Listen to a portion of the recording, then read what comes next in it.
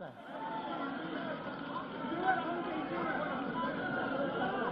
So I would like to begin by giving you a message from the Congress President. She sends her good wishes, New Year wishes, and says, thank you for all your efforts with regards to bringing the demonetization issue to the people. I'll speak, as I've been requested by my friends from Uttar Pradesh, I will speak a little bit of English, little bit of Hindi, but I'll mix it. I'll mix it so that everybody's happy. You know, some time back, Mr. Narendra Modi ji said he wants Congress Mukt Bharat. He wants a Congress-less India. And when he said that, I took it seriously.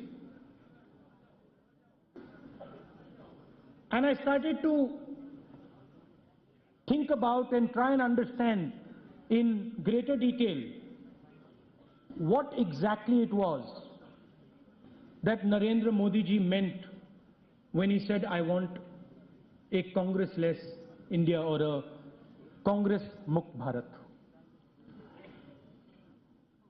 Couple of questions came to my mind. One question was, the first one was, when did this Congress idea actually begin? इसकी शुरुआत कब हुई? क्या इसकी शुरुआत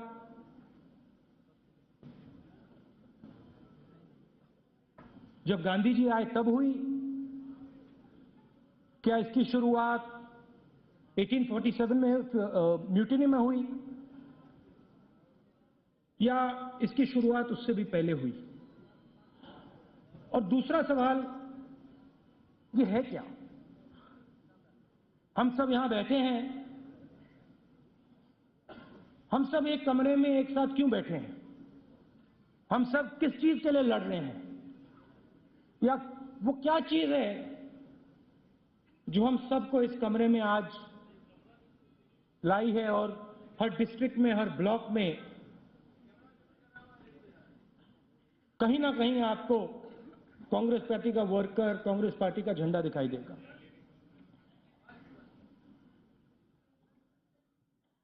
हमारा चिन्ह है ये, है ना? तो ये इन सवालों से मैंने शुरुआत की। और आजकल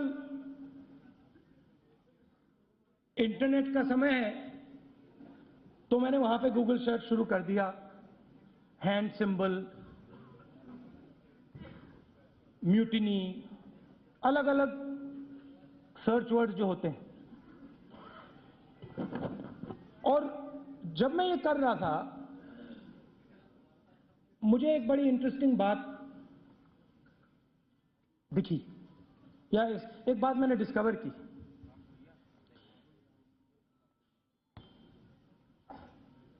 मेरी थिंकिंग थी कि कांग्रेस पार्टी, मुझे बताया गया था कि 100 साल पुरानी है,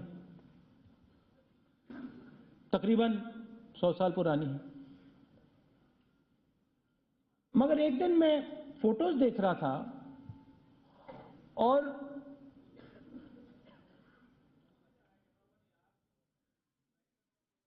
शिव जी की फोटो में मुझे कांग्रेस पार्टी का चिन्ह दिखाई दिया। मैंने सोचा अजीब सी बात है। नहीं, सुनो, बड़ी इंटरेस्टिंग बात है। मैंने सोचा बड़ी अजीब सी बात है, शिव जी की फोटो में कांग्रेस का चिन्ह। तो फिर मैंने सोचा कि भाई दूसरी फोटोज देखता हूं। अभी आपने सत श्री अकाल कहा था, मुझे कहां गया? मैंने गुरु नानक जी की फोटो देखी, उसमें कांग्रेस का चिन्ह। मैंने बुद्धा की फोटो देखी, उसमें कांग्रेस का चिन्ह। महावीर जी की फोटो देखी, उसमें कांग्रेस का चिन्ह।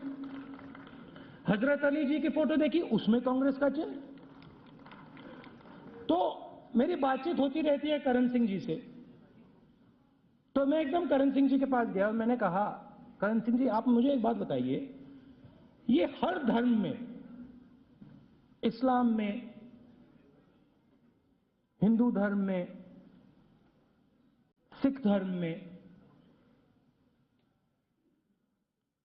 बुद्धिस्ट, महावीर, मोसेस में भी, मतलब यहूदियों के धर्म में भी ये है, तो ये हो क्या रहा है? ये सब जगह कांग्रेस पार्टी का हाथ का निशान क्यों दिखाई दे रहा है? और उन्होंने मुझे एक सेकंड में बोला, मैंने उनसे कहा इसका मतलब क्या है? उन्होंने एक सेकंड में बोला, इसका मतलब है कि डरो मत, वर्तमान परिस्थितियों से डरो मत, सच्चाई का सामना करो। अब ये अजीब सी बात है कि 3-4 हजार साल पहले से लेकर आज तक हर धर्म में आपको ये बात बताई जा रही है, वो चिन्ह भी है, और आपको बताया जा रहा है कि देखो, अपनी सच्चाई से, अपनी रियलिटी से, अपने प्रेजेंट से डरो मत।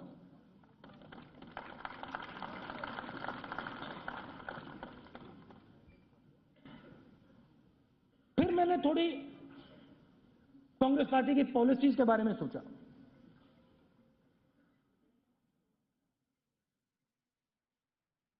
गांधी जी की और नेहरू जी की कॉरेस्पॉन्डेंस में मैंने देखा, डरो मत, अंग्रेजों के सामने डरो मत। उसके बाद ग्रीन रेवोल्यूशन की पूरी भाषा में हिंदुस्तान के किसान को अपने आप में भरोसा करो, डरो मत। उसके बाद बैंक नेशनलाइजेशन में हिंदुस्तान के गरीबों को, हिंदुस्तान को, किसानों को वही मैसेज, डरो मत, हम आपके साथ हैं। और यहां मनमोहन सिंह जी बैठे हैं, चिदम्बरम जी बैठे हैं, यूपीए के जो मिनिस्टर्स हैं, सीनियर लोग बैठे हैं, जूनियर मिनिस्टर्स यहां बैठे हैं। और अगर आप यूपीए के समय को देखो, चाहे वो मनरेगा हो, चाहे वो भोजन का अधिकार हो, चाहे वो जमीनी अधिकरण बिल हो, चाहे वो लिबरलाइजेशन हो, मैसेज क्या था? डरो मत, हम आपके साथ हैं। मैंने आज सुबह प्रेस वालों के साथ, मेरे मित्रों के साथ, मित्र हैं, मेरे पीछे पड़े रहते हैं मगर मित्र हैं, क्योंकि मैं नफरत नहीं करता हूं और मैं समझता हूं कि उनका रोल है, जिम्मेदारी है। उन मित्रों से मैंने मजाक किया, डरो मत।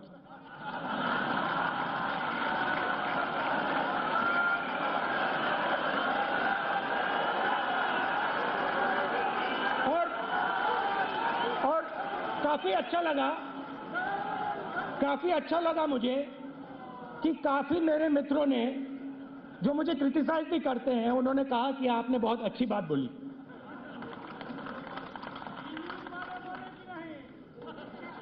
तो ये दो फिलॉसफीज की लड़ाई है, और ये नई लड़ाई नहीं है, ये 50 साल पुरानी, 100 साल पुरानी लड़ाई नहीं है, ये हजारों साल पुरानी लड़ाई है। एक फिलॉसफी, कांग्रेस पार्टी की फिलॉसफी कहती है डरो मत,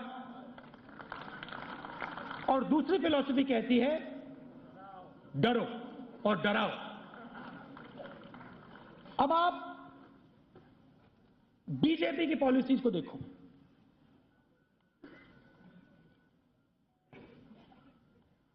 पूरा का पूरा लक्ष्य हिंदुस्तान के लोगों को डराने का है। आतंकवाद से डरो, माओइस्ट से डरो, डिमोनेटाइजेशन से डरो, प्रेस वालों को डराओ।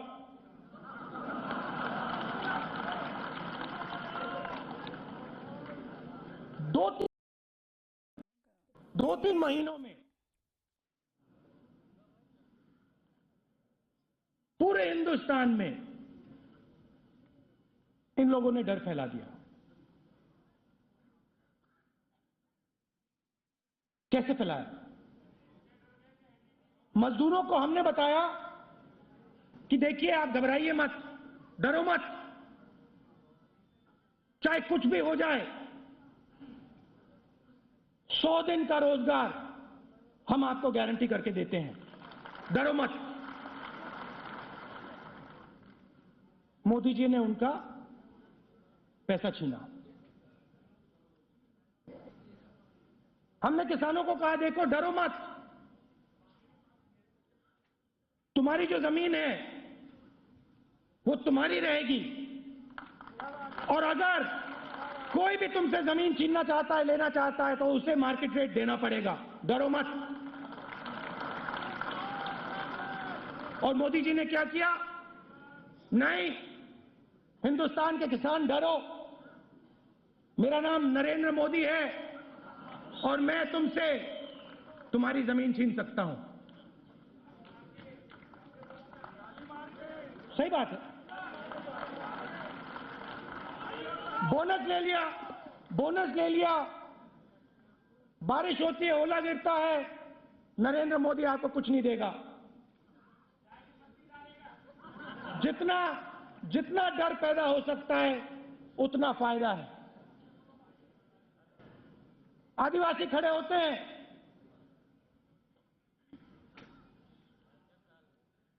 कोई भी आदिवासी युवा खड़ा होता है, कहता है ये मेरी जमीन है, मेरा जल है, मेरा जंगल है,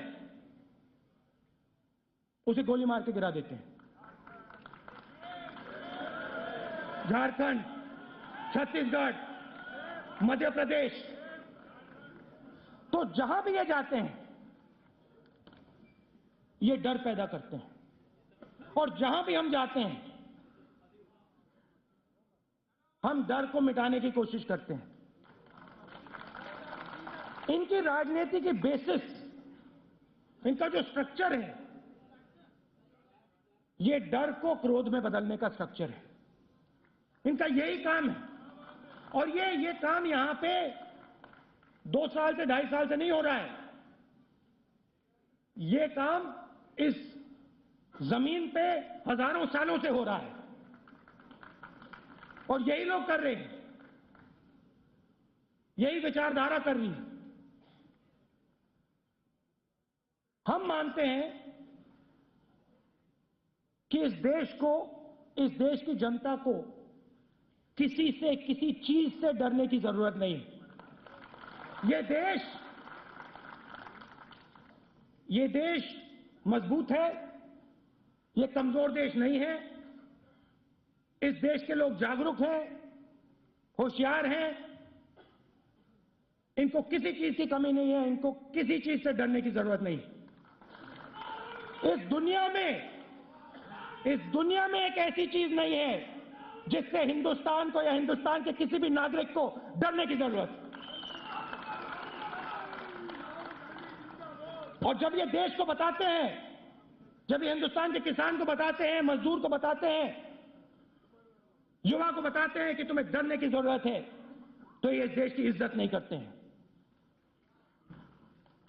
इस देश की शक्ति की इज्जत नहीं करते हैं। अब देखिए, मोदी जी ने कहा डिमोनेटाइजेशन भ्रष्टाचार पे एक सर्जिकल स्ट्राइक है। सर्जिकल स्ट्राइक के बारे में एक बात कहना चाहता हूं। जैसे मैंने मोदी जी के पद्मासन की बात की ना, जैसे आपको चित्र दिखा, आपने चित्र देखा और उसमें एक डिटेल उठा लिया, है ना, वैसे मैं आपको सर्जिकल स्ट्राइक के बारे में बताता हूं। सर्जिकल स्ट्राइक के बाद इनके एक मंत्री ने कहा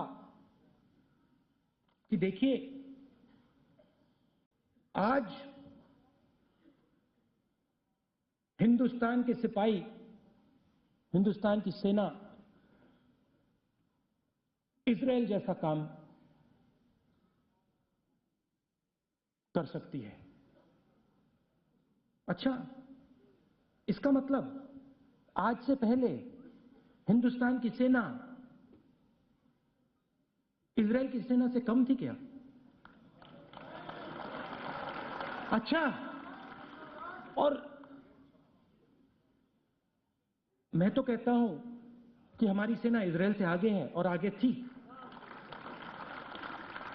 तो ये हमारे देश में भरोसा नहीं करते हैं।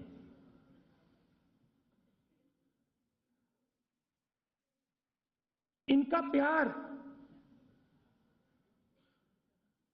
देश के भविष्य से है और देश की हिस्ट्री से है। जो देश की सच्चाई है, जो देश की रियलिटी है, इससे ये लोग नफरत करते हैं। और जो देश की सच्चाई है, जो देश की रियलिटी है, उसको हम मानते हैं और इससे हम प्यार करते हैं। जहां भी ये जाते हैं भविष्य की बात करते हैं, नया हिंदुस्तान बनाएंगे। क्या ये देश इतना खराब है क्या? नया हिंदुस्तान बनाएंगे, make in India, connect India, ये वो, और एक ही आदमी बनाएगा।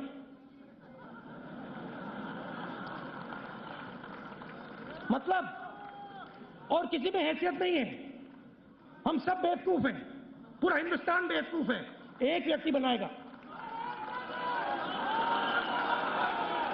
हमें कुछ नहीं मालूम, किसी को कुछ नहीं मालूम, सिर्फ नरेंद्र मोदी जी को मालूम है। और सिर्फ नरेंद्र मोदी जी हिंदुस्तान के भविष्य को सुनहरा बना सकता है। इसमें बहुत सिंपल डील है, आप समझिए। नरेंद्र मोदी जी का मैसेज क्या है हिंदुस्तान के गरीब से? डिमोनेटाइजेशन का मैसेज क्या है, मैं बताता हूं। हिंदुस्तान के देशवासियों, आपका भविष्य नरेंद्र मोदी के हाथ में है, सिर्फ नरेंद्र मोदी जी के हाथ में, और किसी के हाथ में नहीं, सिर्फ एक व्यक्ति के हाथ में। और अगर आप एक सुनहरा भविष्य चाहते हो तो अपना वर्तमान समय नरेंद्र मोदी को दो, अपना आज नरेंद्र मोदी को दो, और नरेंद्र मोदी आपको अपना कल देगा। सच्चाई है। और ये सोचते हैं कि पूरा देश बेवकूफ है कि भैया अपना पूरी की पूरी सच्चाई, अपना पूरा प्रेजेंट हम आपको दे दें और एक व्यक्ति हिंदुस्तान को चमका के बदल देगा। ये देश अक्लमंद देश है, इस देश ने अंग्रेजों को भगाया है। इस देश ने चांद तक मिशन भेज दिया है। इस देश में समझ है। हाँ, वो भी भैया आपको वो मालूम नहीं है अभी, वो भी नरेंद्र मोदी जी ने 15 मिनट में पूरा प्रिपेयर करके भेजा था। अब क्या बात कर रहे हो गोयल जी, ऐसा थोड़ी होता है। वो जो इसरो के लोग हैं, डीआरडीओ के लोग हैं, वो सब लोग हैं, उनका क्या लेना देना इससे? बस उस पर एक ही कमी थी, नरेंद्र मोदी जी की फोटो नहीं थी उस पर।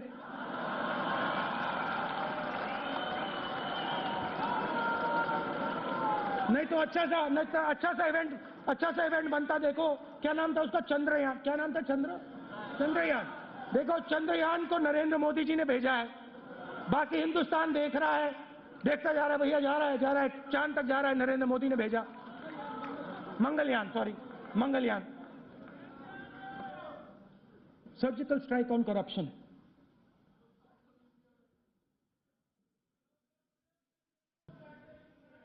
अभी ठहरिए ठहरिए, सब होगा। उत्तर प्रदेश में मजा आएगा।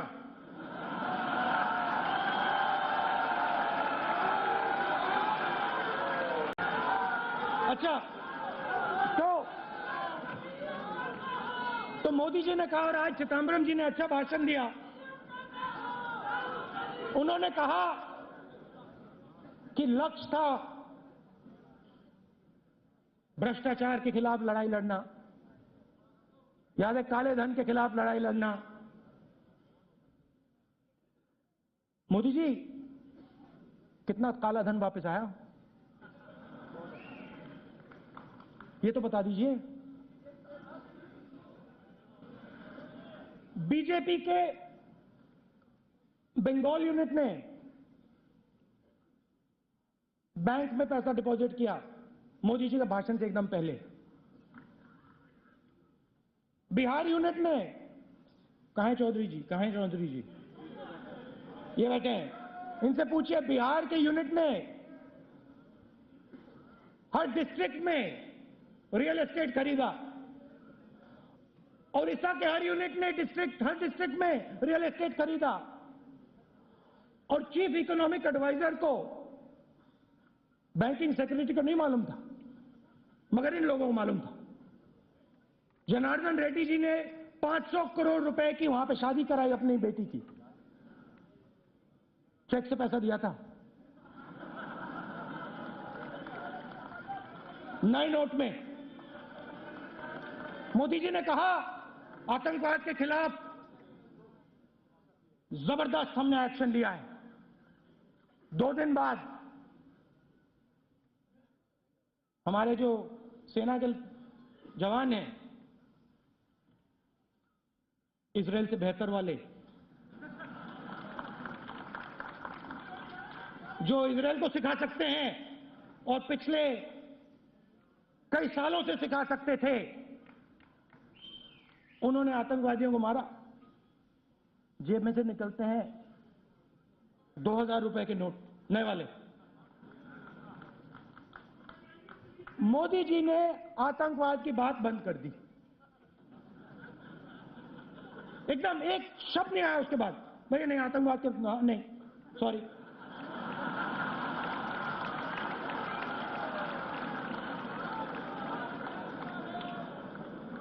गलती हो गई। ये तो हम नकली पैसे के खिलाफ एक्शन लिया था। तो गुलाम नबी जी से हमने कहा, गुलाम नबी जी राज्यसभा में जरा पूछिए नकली धन है कितना। जवाब आया 100 रुपए में से 2 पैसा। नरेंद्र मोदी जी ने नकली धन की बात बंद कर दी। सॉरी नहीं बोला, मगर कहा नहीं भैया कैशलेस इकोनॉमी। चलो भैया पेटू मोदी की बात करते हैं। पेटीएम,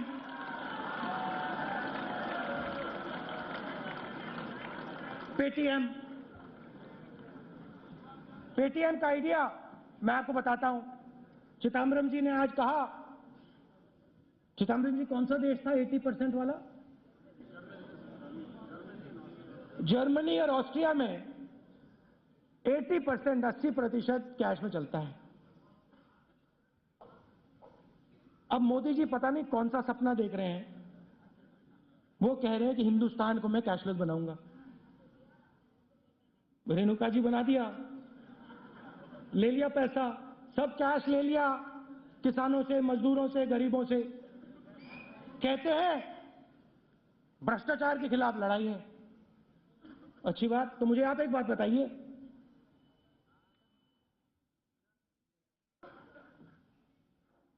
करोड़ों लोग लाइन में खड़े हुए, मैं भी गया था, आप भी गए।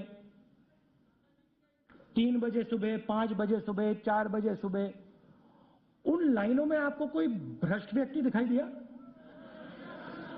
कोई था वहां पे? एक भ्रष्ट व्यक्ति बैंक के पीछे थे, बैंक के अंदर लाइन बाहर खड़ी हुई है, दरवाजा बंद। 99% लोगों के पास 24,000 रुपए का लिमिट, और जनार्दन रेड्डी जी 500 करोड़ की शादी कर रहे हैं। और मोदी जी कहते हैं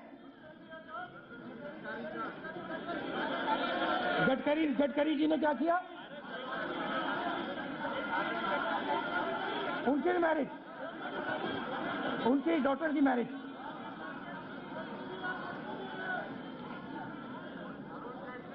मगर डिमोनेटाइजेशन का लक्ष्य क्या था?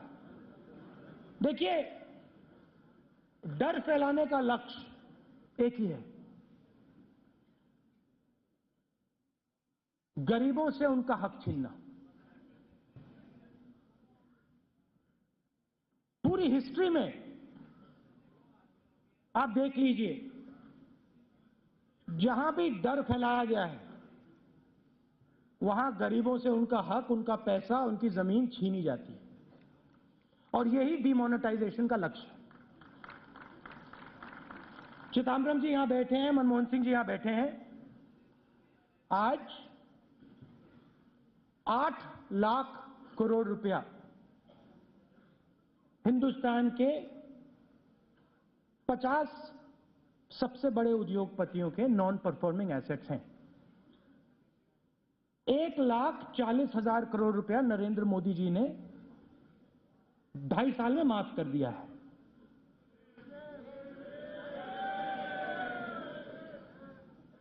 अब 8 लाख बचा है, 8 लाख करोड़ रुपए बचा है, उसका क्या करें? यह प्रॉब्लम थी नरेंद्र मोदी जी के सामने। दूसरी प्रॉब्लम थी कि ये 50-60 परिवारों ने, 1% लोगों ने जो ये बैंक से पैसा लिया,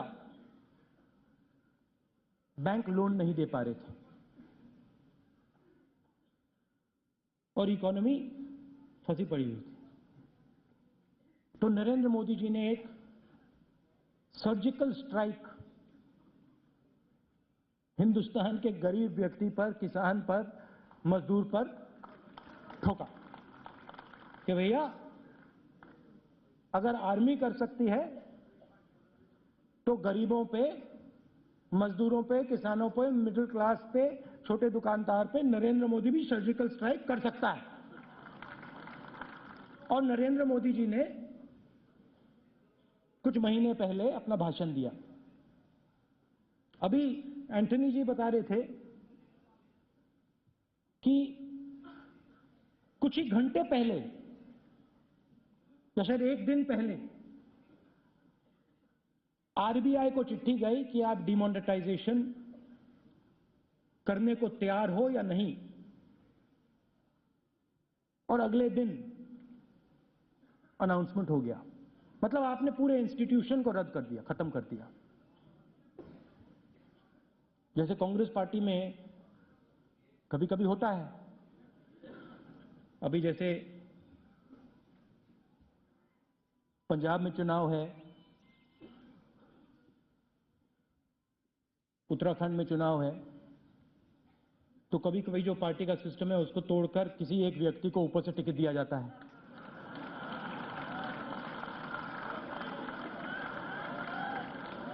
कभी कभी हो जाता है कांग्रेस पार्टी में।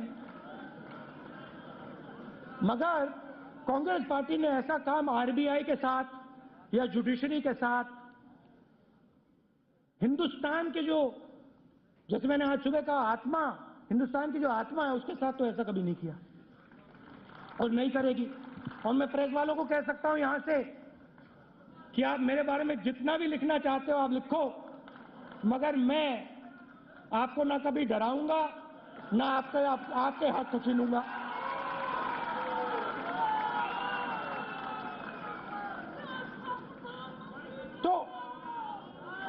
तो लक्ष्य ये था कि भैया ये 8 लाख करोड़ रुपए कैसे छीने। डिमोनेटाइजेशन, 500 रुपए, 1000 रुपए का नोट, फिनिश। जैसे जैसे अमिताभ बच्चन की फिल्म हुआ करती थी ना, डायलॉग, वैसा डायलॉग नरेंद्र मोदी जी आए और वैसा डायलॉग दिया। देशवासियों, सॉरी, माफी चाहता हूं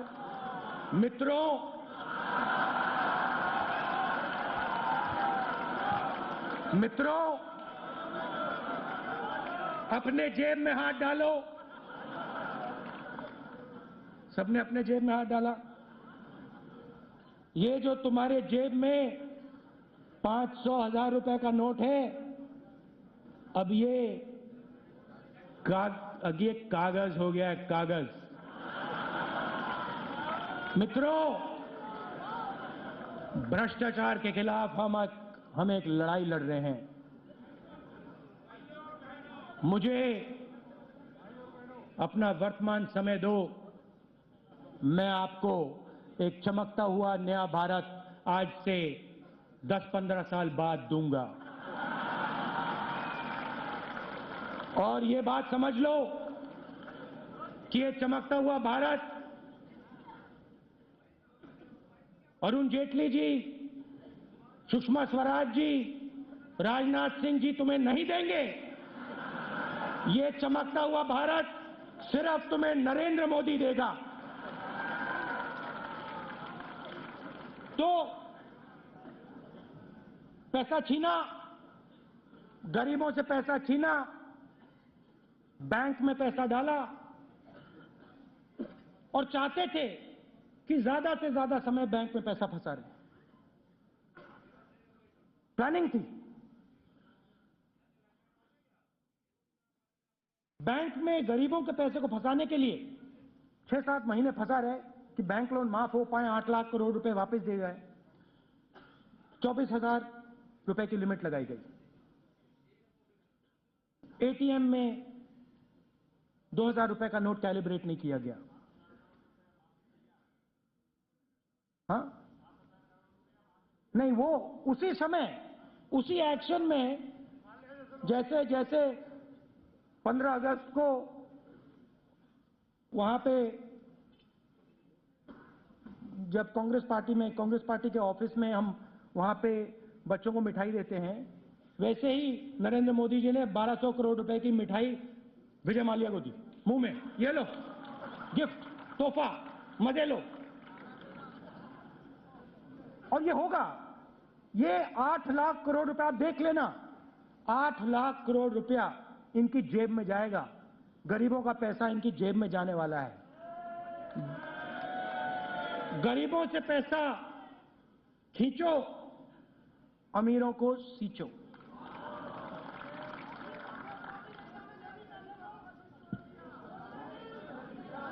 अब सुनो,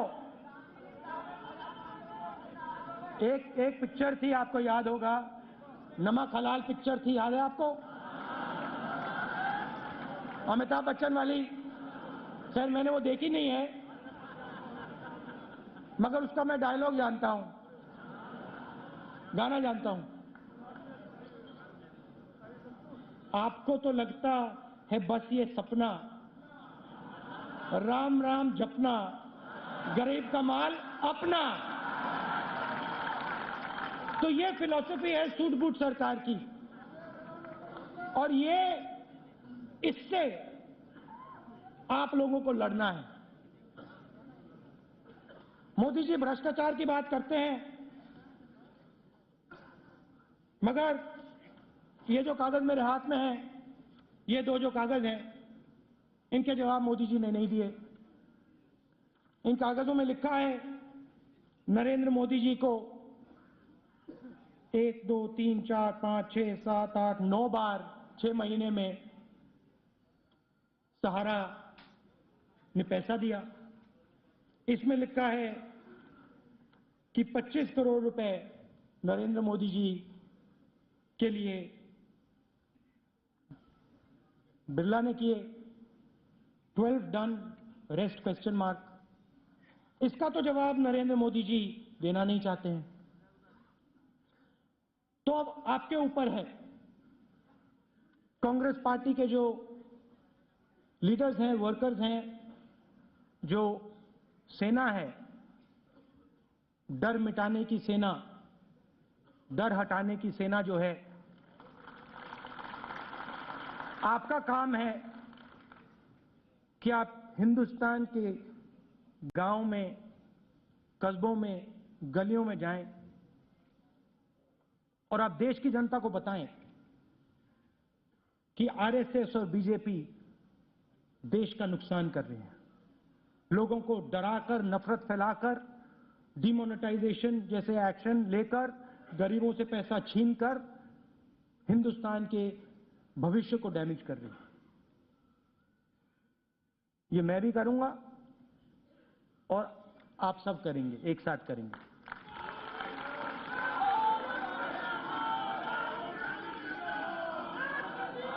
एक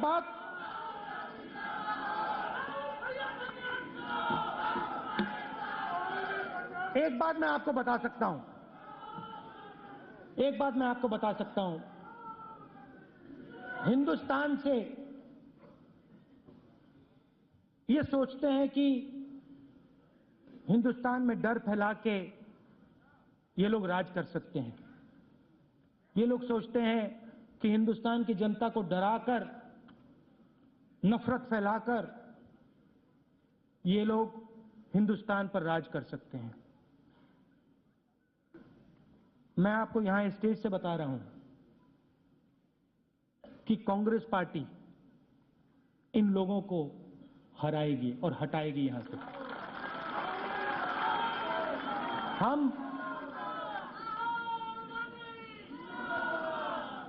हम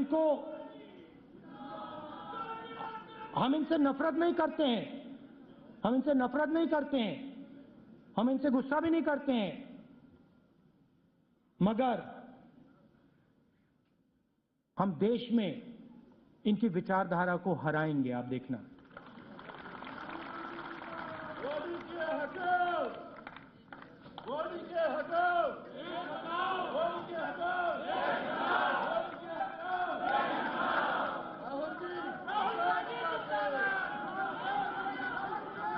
तो आप सबका बहुत बहुत धन्यवाद। जो सीनियर लोग आए हैं, अलग अलग स्टेट से आए हैं, और उनके पीछे जो हमारे यूथ के लड़के बैठे हैं, लड़कियां बैठी हैं, आपका भी बहुत बहुत धन्यवाद। आप यहां आए। नमस्कार, जय हिंद।